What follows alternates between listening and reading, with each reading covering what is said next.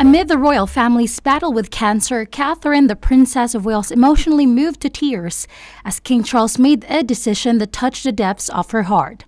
King Charles adores his grandchildren. Sources close to the royal family reported that King Charles recently he has transformed his gardens to suit the needs of his eldest grandson, Prince George. The news comes after King Charles celebrated the first anniversary of his coronation yesterday, May 6.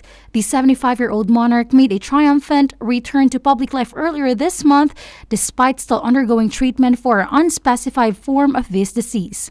The king is the most enthusiastic gardener in the royal family and has a keen interest in the natural world.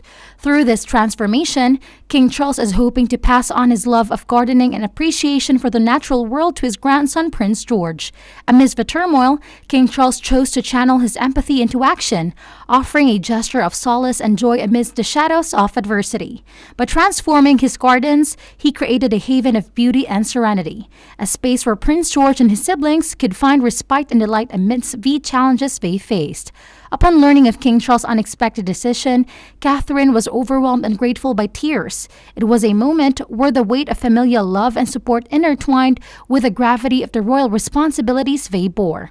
As the royal family navigates through the challenges that lie ahead, they do so with the knowledge that they are not alone, that they are surrounded by love, both within the palace walls and beyond.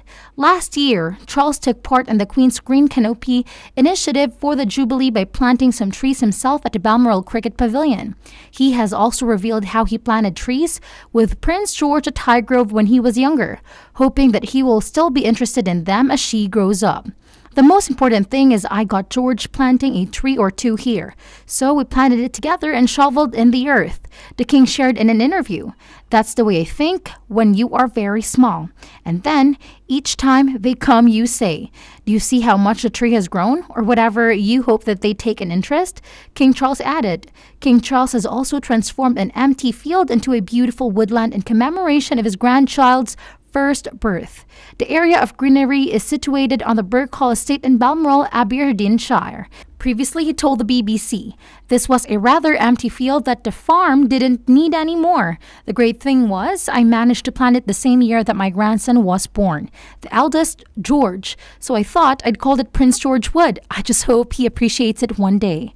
When they were young, Prince William and Prince Harry made good use of a treehouse at their father's country home of Highgrove House. Yet, several years after the birth of Prince George in 2013, the king made sure the house was renovated for the next generation of royal children. Recently, King Charles opened a new children's playground in Dumfries House in Scotland, which features a treehouse tower inspired by George Treehouse in Gloucestershire. This month last year, the King and Queen Camilla were officially crowned in the spectacle in Westminster Abbey.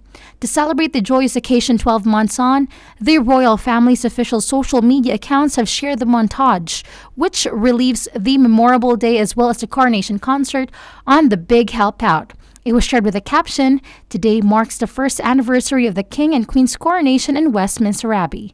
The clip starts showing the King's meeting travelers on the mall the day before the coronation and then him and Camilla being taken to Westminster Abbey in a horse-drawn coach.